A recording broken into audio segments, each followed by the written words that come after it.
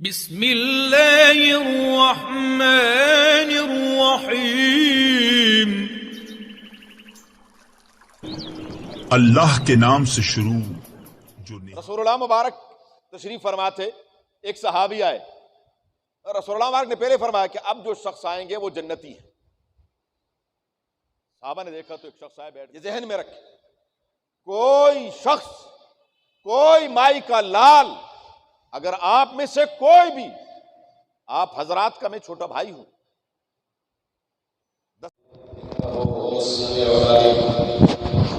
صدق اللہ مولانا العظیم وبلغنا رسوله النبی الکریم ونحن على ذلك لمن الشاہدین والشاکرین والحمد للہ رب العالمین۔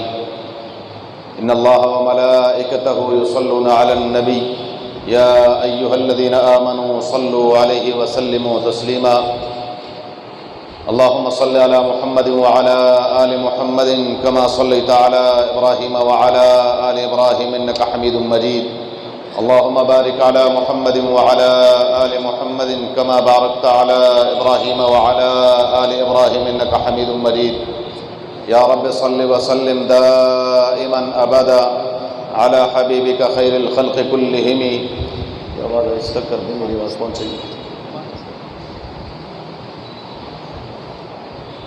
عزیزان محترم، معزز سامعین کرام، آپ حضرات کے علم میں ہے آج کی یہ مبارک رات 15ویں شعبان کی رات ہے۔ اس 15ویں شعبان کی رات کو مختلف ناموں کے ساتھ یاد کیا جاتا ہے۔ یہ لیلۃ البرات بھی ہے، لیلۃ الرحمت بھی ہے،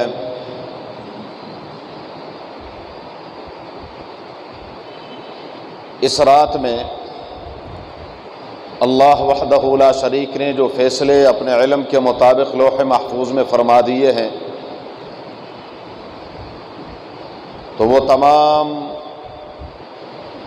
لسٹیں فرشتوں کے حوالے کر دی جاتی ہیں آئندہ آنے والے سال تک۔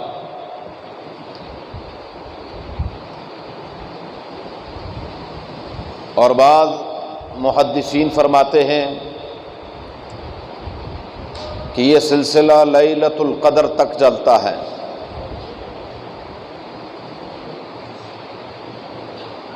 اس رات کے فضائل ماشاءاللہ آپ حضرات مختلف مواقع پر اپنی اپنی مساجد میں اپنے خطباء سے سنتے رہتے ہیں۔ دو باتیں عرض کرنی ہے، ایک یہ کہ اس رات کے حوالے سے لوگ افراط اور تفریط کے شکار ہیں، آسان الفاظ میں کمی اور بیشی کے شکار ہیں۔ کچھ لوگ ایسے ہیں جو سرے سے اس رات کی فضیلت کا ہی انکار کرتے ہیں، وہ کہتے ہیں کوئی فضیلت نہیں ہے شعبان کی 15ویں رات کی۔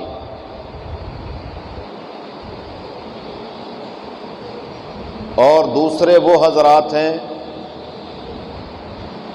جو اس رات کی فضیلت کے بھی قائل ہیں اور کچھ تھوڑا سا مرچ مسالہ بھی اس میں اپنی طرف سے ایڈ کرنا چاہتے ہیں۔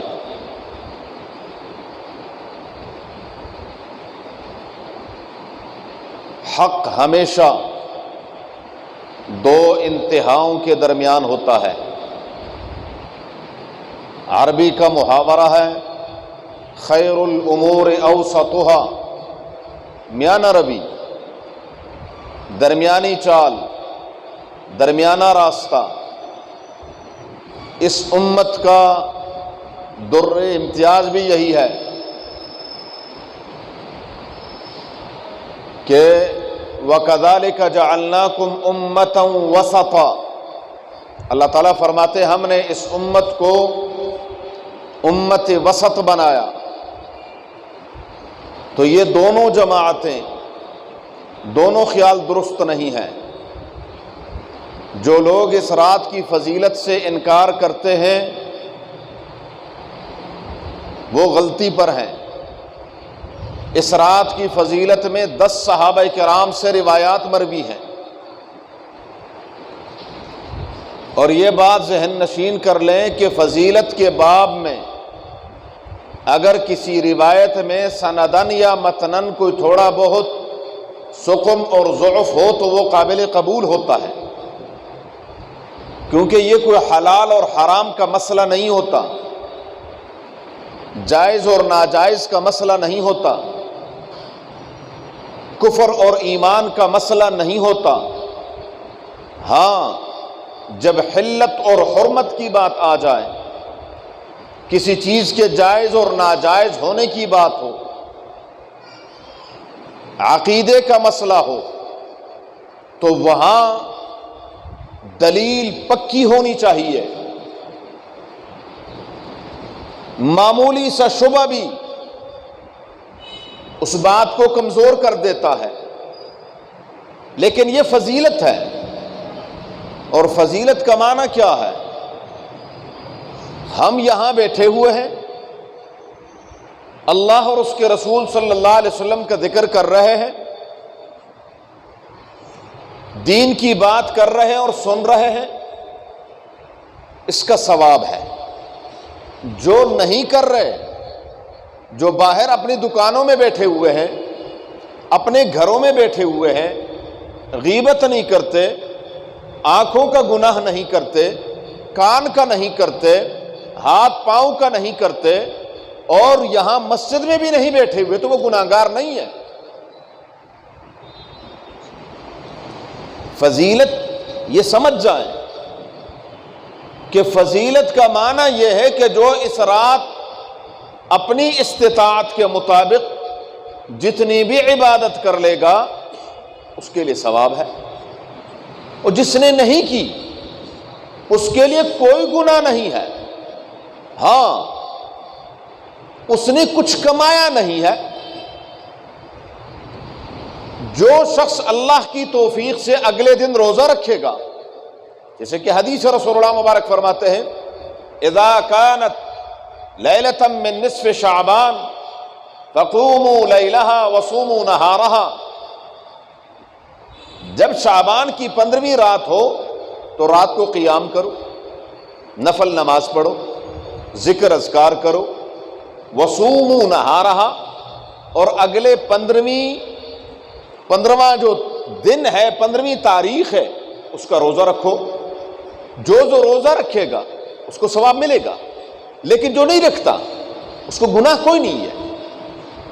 دونوں برابر نہیں ہیں۔ ایک آدمی ہے وہ صبح سے لے کر شام تک مزدوری کرتا ہے، اور ایک آدمی ہے آرام سے بیٹھا ہوا ہے۔ اب آپ کہیں کہ دونوں برابر ہو جائیں، دونوں برابر نہیں ہوں گے۔ جس نے مزدوری کی ہے، محنت کی، اس کو شام کو مزدوری ملنی ہے، اور جس نے کچھ نہیں کیا تو اس پر تاوان بھی کوئی نہیں ہے، کچھ کیا نہیں اس نے۔ تو فضیلت کا معنی یہی ہے کہ اس رات میں عبادت کی فضیلت ہے، ثواب ہے، جو کرے گا اللہ سے پائے گا۔ تو یہ جو کہتے ہیں کہ اس رات کی فضیلت ہی نہیں ہے، یہ غلطی پر ہے۔ جمہور محدثین اس بات کے قائل ہیں کہ فضائل کے باب میں اگر حدیث ضعیف بھی ہو تو قابل قبول ہے۔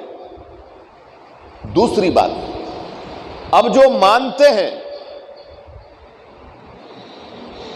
تو ان کو تھوڑے سے ماننے سے گزارا نہیں ہے، یہ بھی غلط ہے۔ ماننا اتنا ہی ہے جتنی شریعت کا حکم ہے،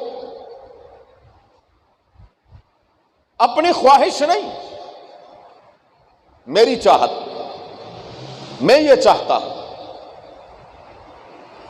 اب شریعت کا حکم تو یہی اتنا ہی تھا کہ آپ اس رات کو عبادت کر لیں، ذکر اذکار کر لیں۔ ہم نے کیا کیا؟ ہم نے کہا نہیں، اعلانات شروع ہو گئے، تیاری کر لیں، ٹھیک 11 بجے صلاۃ تسبیح کی جماعت ہوگی، نہ کسی حدیث میں، نہ چاروں فقہ ہیں، ایک نہیں، فقہ ہے مالکی ہو، حنبلی ہو، شافعی ہو، حنفی ہو، کسی فقہ میں یہ مسئلہ کوئی ثابت نہیں کر سکتا کہ نفل عبادت با جماعت تداعی کے ساتھ ہو۔ نفل نماز کا یہ ایک اصولی مسئلہ ہے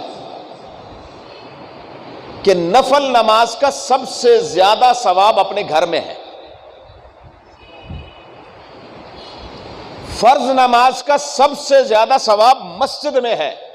علماء تشریف فرما ہے، ہمارے بڑے ہیں، آپ اپنی اپنی مساجد میں جا کر بعد میں ان سے استفسار کر سکتے ہیں کہ یہ جاہل جو کہہ رہا تھا یہ صحیح ہے یا غلط ہے۔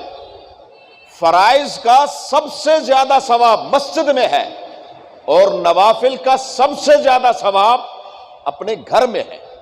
رسول اللہ مبارک فرماتے ہیں صلی اللہ علیہ وسلم، لا تجعلوا بیوتکم قبورا، اپنے گھروں کو قبرستان مت بنانا کہ قبرستان میں نماز نہیں پڑھتے، اپنے گھروں میں نماز پڑھنا۔ جب گھروں میں نماز پڑھیں گے تو گھروں میں برکت آئے گی، اللہ کی رحمت اترے گی۔ ہم کیا کرتے ہیں معذرت کے ساتھ، آپ کسی بھی، میرے کئی دوست بیٹھے ہوئے ہیں جو یہ کام کرتے ہیں، کسی پراپرٹی ڈیلر کے پاس چلے جائیں، آپ ان سے پوچھیں کہ جی مجھے کوئی مکان چاہیے، کرائے پہ چاہیے، قیمتاً چاہیے، تو وہ جو اس مکان کی خوبیاں بیان کرتے ہیں تو اس میں کیا کہیں گے؟ ماشاءاللہ کھلا بیڈ ہے، اٹیچ باتھ ہے، کھلا ٹی وی لاؤنج۔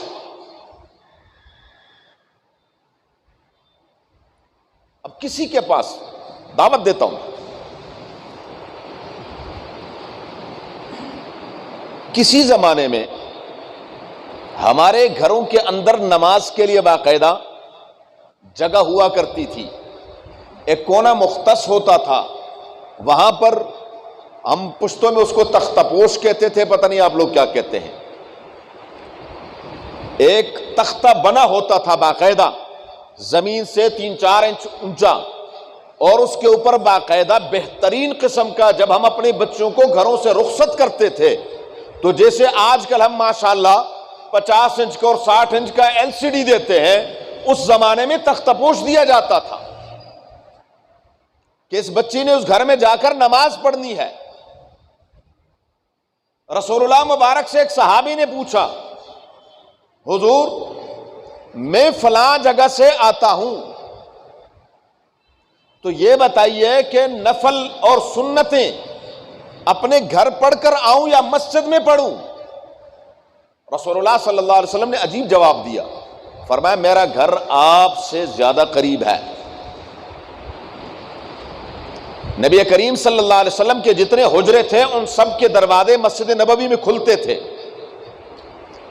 ایک سے آپ اندازہ لگا لیں، جہاں آج حضور صلی اللہ علیہ وسلم آرام فرما ہے وہ اما عائشہ کا حجرہ ہے، اور اسی لائن میں دوسرے حجرے تھے ہماری ماؤں کے، تو فرمایا میرا گھر آپ کے گھر سے زیادہ قریب ہے، اگر مسجد میں زیادہ ثواب ہوتا تو میں اپنے حجرے میں نماز نہ پڑھتا۔ اما رضی اللہ تعالی عنہا سے روایات ہیں کہ جب رسول اللہ مبارک تہجد کے لیے اٹھتے تھے، رات کو صلاۃ اللیل کے لیے اٹھتے تھے، رات کی نماز پڑھنے کے لیے اٹھتے تھے، تو بڑے آرام سے اٹھتے تھے کہ میں نہ اٹھ جاؤں۔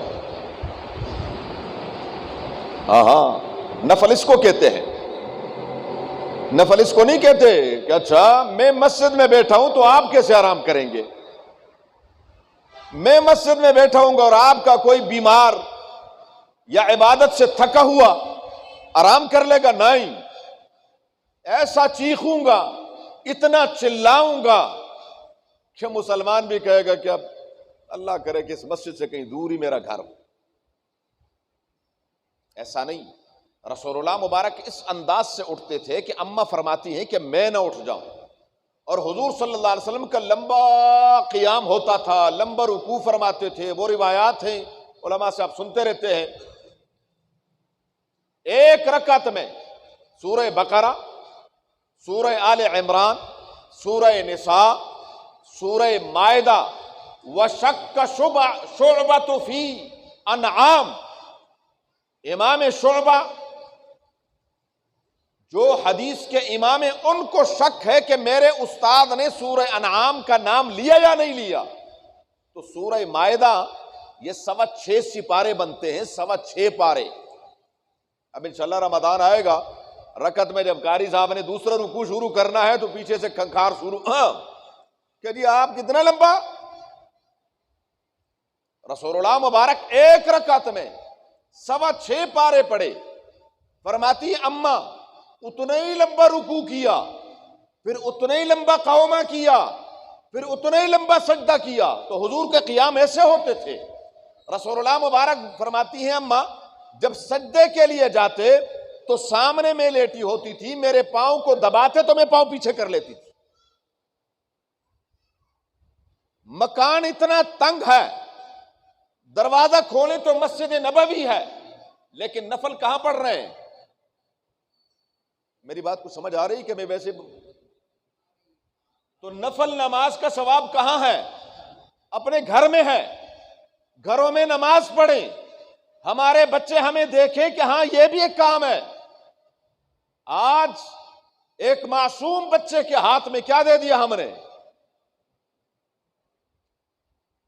کبھی چھوٹے بچوں کو مائیں لوریاں دیتی تھی، لا الہ الا اللہ، لا الہ الا اللہ.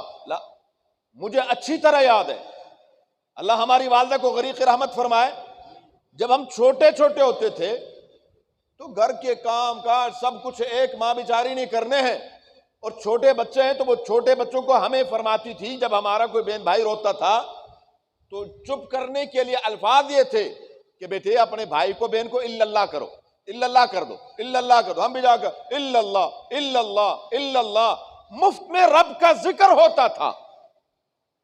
آج بچہ جب روتا ہے تو ماں کیا کرتی ہے؟ موبائل پکڑا دیتی ہے اس کے ہاتھ.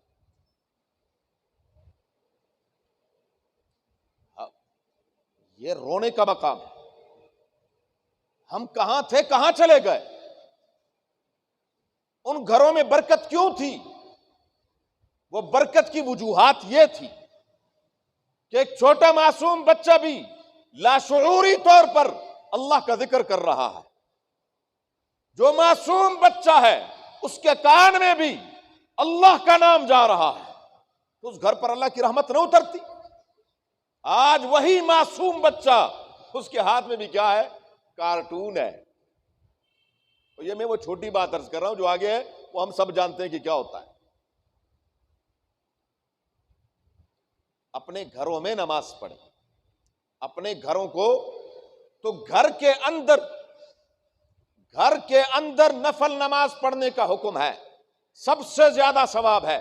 ام المومنین ام عائشہ سے روایات ہیں بخاری کی، نبی کریم صلی اللہ علیہ وسلم فجر کی 2 رکعتیں سنتیں اپنے گھر میں پڑھ کر باہر تشریف لاتے تھے.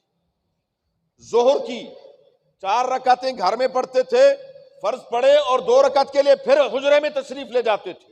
مغرب کے بعد جو 2 رکعتیں یہ بھی گھر میں تشریف لے جاتے تھے، اور عشاء کے بعد جو سنتیں وہ بھی گھر میں، اور وتر تو ہوتے ہی بعد میں تھے رسول اللہ مبارک کے، تہجد کے ساتھ ہوتے تھے. تو گھروں میں نفل نماز کا سب سے زیادہ ثواب کہاں ہے؟ گھروں میں. تو پھر یہ لاؤڈ سپیکر پر بلانے کا کیا معنی ہے کہ آ جاؤ جی آ جاؤ، صلاۃ تسبیح ہونی ہے، ہم نے باجماعت صلاۃ تسبیح پڑھنی ہے. جب ان سے عرض کرتے ہیں حضرت یہ کیا کر رہے ہیں؟ انہیں نہیں جی آج لوگوں کو نا وہ ذرا تسبیحات پڑھنے میں اور پھر اس میں غلطی ہو جاتی ہے. آپ رسول اللہ مبارک سے بڑھ کریں؟ دونوں جہانوں کے سردار صلی اللہ علیہ وسلم کے بارے میں رب العالمین گواہی دیتے ہیں، لقد جاءکم رسول من انفسکم عزیز علیہ ما عنتم حریص علیکم بالمؤمنین رؤوف الرحیم. رسول اللہ مبارک تو اپنی امت کے لیے اس درجے مہربان ہے کہ خدا کی قسم انسان تصور نہیں کر سکتا۔ رسول اللہ مبارک نے تو کبھی یہ نہ فرمایا کہ آؤ میرے صحابہ میں تمہیں صلاۃ تسبیح پڑھواتا ہوں۔ تو اس لیے عبادات کریں، اس رات کی فضیلت کو مانیں، لیکن اتنی ہی ماننی چاہیے جتنی ہے۔ اگر اس سے آگے نکلیں گے، کسی نے بڑی اچھی مثال دی، یہ جو تالا کھلتا ہے تالا، تو اس کے اندر چابی میں چند ایک دندانے ہوتے ہیں، اگر یہ دندانے ہم 4-5 اور بڑھا دیں تالا کھلے گا؟ اللہ کی رحمت کے دروازے بھی نہیں کھلتے اس طرح۔ اللہ کی رحمت کے دروازے تب کھلیں گے کہ جب ہم رسول اللہ مبارک کے اسی طریقے پر عمل کریں گے۔ ہم اعلیٰ سے اعلیٰ کاغذ بازار سے لے لیں اور اس پر بہترین قسم کی سینریاں بنی ہوں، خوبصورت نقش و نگار ہوا ہو، دکاندار کے پاس لے جائیں، کہیں کہ جی یہ 100 روپیہ مانے گا وہ، کیونکہ حکومتی اس کے اوپر مہر نہیں ہے، حکومت نے تو اللہ وحدہ لا شریک کے ہاں بھی عمل وہ قابل قبول ہے جس کے پیچھے رسول اللہ صلی اللہ علیہ وسلم کی مہر نبوت لگی ہوئی ہے کہ ہاں یہ عمل ٹھیک ہے۔ اگر یہ نہیں ہے میرے بھائیوں تو پھر اپنے آپ کو ہندو بھی بہت زیادہ تھکاتے ہیں، سکھ بھی بہت زیادہ تھکاتے ہیں، پتہ نہیں کیا کیا کچھ کرتے ہیں، بدھ مت والے بھی پتہ نہیں کیا کیا کچھ کرتے ہیں۔ اللہ تبارک و تعالیٰ کو کثرت نہیں چاہیے، وحدہ لا شریک کو صرف اپنے حبیب صلی اللہ علیہ وسلم کی ادا چاہیے کہ میرے محبوب کی ادا کہاں ہے۔ تو اس رات کی فضیلت ہے، اس میں عبادت کریں جتنی ہو سکتی ہے، اس رات میں ذکر اور اذکار کریں جتنی ہو سکتی ہے، جتنا آپ ذکر کر سکتے ہیں، لیکن ہے تنہائی میں اور انفرادی ہے، اجتماعی نہیں ہے کہ اجتماعی طور پر صلاۃ تسبیح اس رات کا حصہ نہیں ہے۔ یہ ذہن میں رکھیں، کوئی شخص، کوئی مائی کا لال، اگر آپ میں سے کوئی بھی، آپ حضرات کا میں چھوٹا بھائی ہوں، بستہ عرض کرتا ہوں، اگر کسی کو کوئی چیز ملے کہ ہاں جی اس رات کا حصہ ہے صلاۃ تسبیح، مجھے ضرور بتانا تاکہ میں غلطی پہ نہ رہوں۔ لیکن کم از کم اپنے اساتذہ سے اور جو تھوڑا بہت مطالعہ ہے اس میں کہیں نہیں لکھا ہوا کہ صلاۃ تسبیح اس رات کا حصہ ہے۔ جب مرضی پڑھیں، جس وقت مرضی پڑھیں، اور آج بھی پڑھیں، روکنا بھی نہیں ہے، کوئی ممانعت نہیں ہے، لیکن پڑھنی ہے انفرادی، اکیلے پڑھنا ہے۔ جماعت، نفل نماز کی جماعت ہے ہی نہیں، کسی بھی نفل نماز کی جماعت نہیں ہے، علماء سے اس کا مسئلہ پوچھ سکتے ہیں۔ تیسری بات،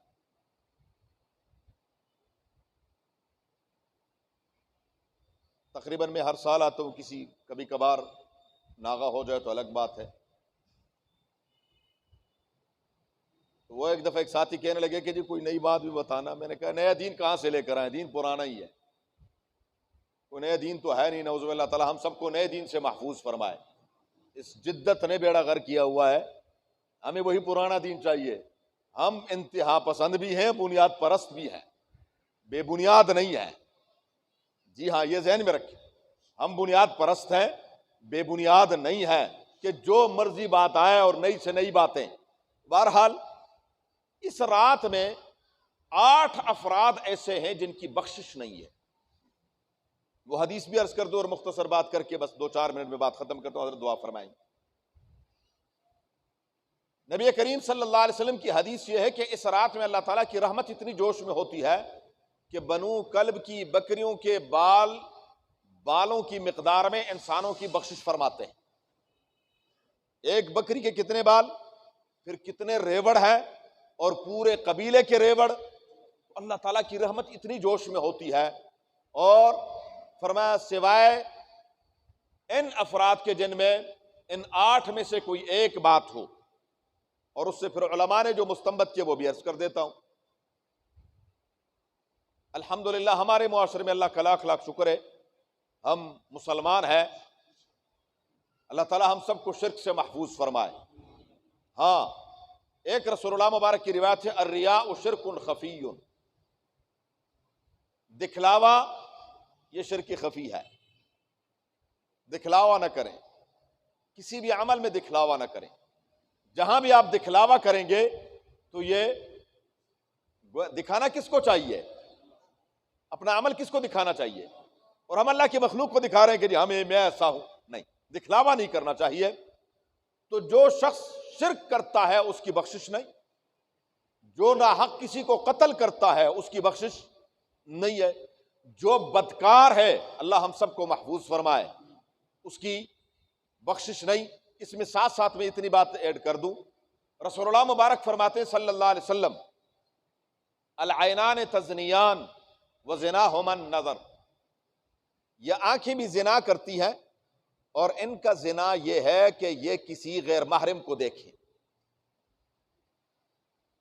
بس غیر محرم کو اللہ ہم سب کو محفوظ فرمائے۔ یہ بڑا عجیب و غریب المیہ ہے۔ ہاں، کل امتی معافن الا المجاہرین، رسول اللہ مبارک فرماتے ہیں میری امت اللہ تعالیٰ اپنی رحمت سے فضل سے ان کو معاف فرما دیں گے سوائے ان کے جو علی اعلان ایسے گناہ کرتے اور اس گناہ کو گناہ سمجھتا ہی نہیں ہے۔ ایک گناہ ہے، ایک بندہ گناہ کرتا اور گناہ کو گناہ سمجھ کے گناہ کرتا، ایک یہ ہے کہ اس کو گناہ ہی نہیں سمجھتا۔ ہم اس بدنظری کو گناہ ہی نہیں سمجھتے۔ یہ بدنظری، غیر محرم کو دیکھنا، یہ حرام ہے، حرام۔ یہ نہیں کہ نہیں جی بری بات ہے، بری بات نہیں ہے، یہ حرام ہے۔ جیسے سور کا گوشت کھانا حرام ہے، ایسے یہ کیا ہے؟ حرام ہے۔ اس لیے قرآن کا حکم یہ ہے کہ قل للمؤمنین یغضوا من ابصارہم، اپنی نگاہیں پست رکھیں۔ پہلی نظر اچانک لگ جائے معاف ہے، دوبارہ دیکھنا حرام ہے۔ رسول اللہ مبارک فرماتے ہیں یا علی لا تتبع النظرۃ النظرہ، دوبارہ نظر اٹھا کر نہ دیکھنا، یہ حرام ہے۔ تو بہرحال یہ چار باتیں، پانچویں بات، ہاں تین باتیں ہو گئی، شرک، قتل اور زنا۔ چوتھی بات ہے مدمن خمر، شراب پینے والا۔ اللہ ہمارے بچوں کی، نوجوانوں کی حفاظت فرمائے۔ معاملات بڑے بگڑے ہوئے ہیں، کچھ اچھے نہیں ہیں، اللہ حفاظت فرمائے۔ بہرحال جو شخص شراب پیتا ہے اس کی بھی بخشش اس رات نہیں ہے۔ آگے چار باتیں ماشاءاللہ ہمارے معاشرے میں خوب ہیں۔ وہ فرمایا جو شخص تکبر میں مبتلا ہو، متکبر یہ اللہ کی صفت ہے اور اس کو جچتا ہے تکبر۔ انسان کیا اور کس بات پر تکبر کرے؟ ام المومنین اما عائشہ فرماتی ہیں اللہ کا ارشاد الم نخلقکم من ماء مہین، او انسان ایک گندے پانی کے قطرے سے تجھے پیدا کیا ہے، تو تکبر کرتا ہے، پھر تیرے اندر گند ہی گند بھرا ہوا ہے۔ یہ کپڑا قیمتی تھا، میرے جسم پر آیا، اب اس کی کوئی قیمت ہے؟ ہاں، یہ ٹوپی قیمتی تھی، جب میرے پاس آئی اب کوئی قیمت ہے؟ موبائل قیمتی ہے، صرف دکان سے لیا اور نیچے اترے واپس وہ قیمت ہے؟ کیا حیثیت ہے تیری؟ اور اگر عمل تیرا اچھا نہ ہوا تو قبر کے اندر بھی کیڑوں کی خوراک۔ پھر انسان میں، اور ایک بات یاد رکھیں، جو نیکی کا میں ہے نا، نیکی کا، یہ انسان کے اندر سے نہیں نکلتا۔ نیکی کا خود پسندی، عجب، میں بڑا نیک ہوں، یہ سارے فارغ ہیں۔ میں نمازی ہوں، یہ تو نماز بھی نہیں پڑھتے، اور فارغ ہیں یہ سارے، او بڑے اللہ والے ہیں جی، ماشاءاللہ ہم پر اللہ کا بڑا فضل ہے جی، بے شک اللہ کا فضل ہے، اس کا شکر ادا کریں، لیکن دنیا کے سامنے نہیں۔ دوسروں کو اپنے سے کمتر مت سمجھیں۔ پتہ نہیں کس کی کون سی ادا اللہ کو پسند آ جائے اور آپ کی کون سی بات پر پکڑ ہو جائے اور تباہ و برباد ہو جاؤ۔ علماء نے مثال لکھی ہے، ایک اللہ والے جا رہے تھے، اتنے نیک تھے کہ اللہ تبارک و تعالیٰ نے شدید گرمی میں دھوپ سے بچانے کے لیے ان کے اوپر بادل کا سایہ کر دیا۔ ایک گناہگار بھی بیچارہ ساتھ ساتھ جا رہا تھا، نوجوان، دونوں جا رہے تھے، چلتے چلتے آگے چوراہا آ گیا، چوک۔ اللہ والے نے ادھر مڑنا تھا، نوجوان نے ادھر مڑنا تھا۔ اب دیکھا تو وہ بدلی ادھر ہی چلی گئی اللہ والے کے ساتھ۔ اب یہاں اس نوجوان کے دل میں ایک ٹھیس اٹھی کہ اوہو کتنا نیک انسان ہے اور میں کتنا گناہگار ہوں، برا انسان ہوں۔ اللہ کے خزانوں میں کمی تو کوئی نہیں تھی کہ اگر بدلی میرے ساتھ بھی چھوٹی سی کر دیتے، لیکن اسی کے ساتھ ادھر اس کے دل میں ہے کہ میں حضرت صاحب تو میں ہوں۔ بس اتنے میں غیب سے آواز آئی کہ دونوں اپنی زندگی کی ابتدا یہیں سے کریں۔ نقصان کس کا ہوا؟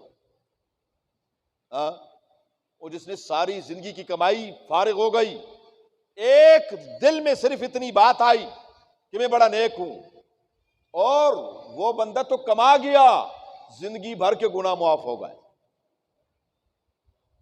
اس کے دل میں اتنی بات آئی کہ میں گناہگار ہوں، اس کے دل میں یہ کہ اس لیے شیخ عبد القادر جیلانی رحمہ اللہ تعالی رحمۃ واسعہ کا ان کی طرف منسوب قول ہے، حن المذنبین خیر من زجل المسبحین۔